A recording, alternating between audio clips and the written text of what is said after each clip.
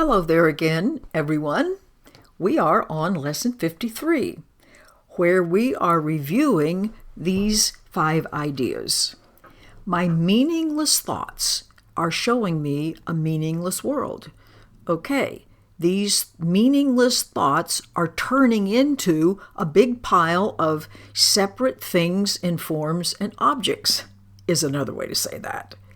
Then I am upset because I see this big pile of things and forms and separate objects as my normal environment. And then it says this big pile of separate objects engenders fear. And then it reverts to God or love is not responsible for this. Love did not create a meaningless world because that would be an impossibility. And then finally it says, my thoughts are images that I have made and turned into this world. You see, all of these lessons are seamlessly tying together what I think and the objects that I see.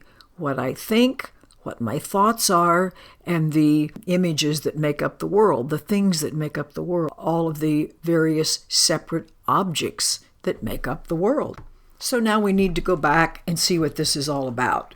These thoughts don't mean anything. This world full of pictures doesn't mean anything. It says, since fear or lack of love produced all the objects that make up in the world, the whole thing is insane. Reality's not insane, and I do have loving real thoughts as well as these insane ones. And I could, if I wanted to, see a real loving world. If I can look to my loving thoughts as my guide for seeing. See, I'm not looking through my loving thoughts right now. I'm looking through those ego thoughts, those fear-driven thoughts, and I just see basically a big mess. In fact, it says these fear-driven thoughts are upsetting because they produce a world which is chaotic, lawless. There aren't any laws. No one can feel safe living in a world where there aren't any laws and all that's chaos. Take a look around you. Does it not look quite undependable at this moment? And it says, oh, I am so glad that this big pile of forms that make up my world is not the real thing, and that I don't have to see it at all if I don't value it. And I don't want to value what's insane, fear-driven, unsafe, and has no meaning. Don't you think that's a really poor choice, knowing that I have options? And then it says, a totally insane world, of course, engenders fear because it's undependable. It's like walking around on a ground where you never know when a sinkhole is going to open up underneath your feet. There are no grounds for trust. It's madness. There's no safety. There's no hope. There's only suffering as a result of believing in my illusions. Now, I'd like to get out of this mess if I could, so I can withdraw my belief that this world of madness that I see is reality, because it isn't. And I want to place my trust in love instead, because reality and love are actually the same thing.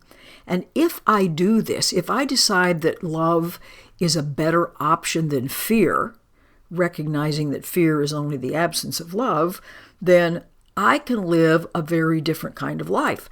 I can escape the effects of the world of fear because I'm acknowledging that it's not real and doesn't exist. It's like the monster in the closet. It's an illusion that I'm looking at coming directly from my fearful thoughts.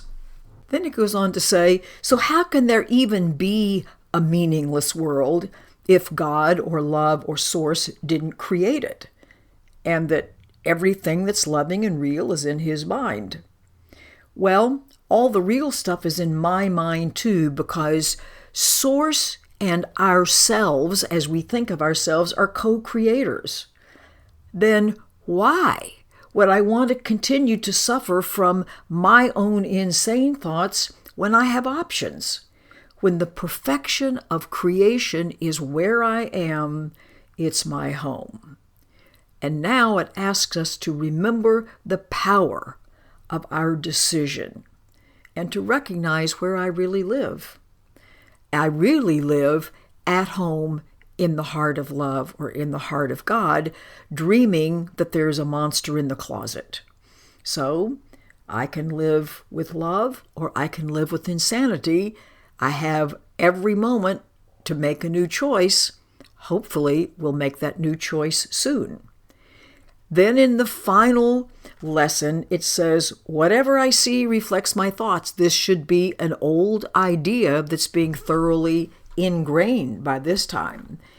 It is my thoughts that tells me where I am and what I am. The fact that I see a world with suffering and loss and death shows me that I'm seeing this image or representation or the mirror, remember my favorite word, of the insane thoughts. And I have not chosen my real loving thoughts yet. I still have chosen my insane ones because up to this point I did not really know I had options. I didn't know where they came from. I've been kind of lost. And yet, love is here. Love is sure. These images cannot prevail against him, capital H, because it's not my will for that to happen.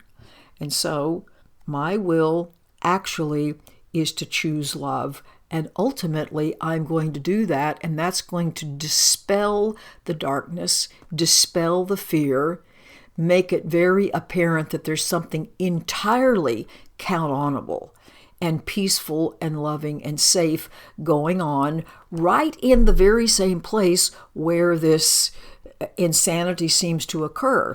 Just like if I am a little kid and I go stand in the closet and I was afraid that there was a monster there, and I see I'm in the closet is fine, it's got everything in it that it needs to have in it, and there's no monster. We have the choice to see things differently. I have a choice to be like the little kid, to breathe a sigh of relief and say, oh, it's true. There really isn't a monster in here. I just made the whole thing up. Now I can go to sleep and feel safe. Same with us. Bye until tomorrow.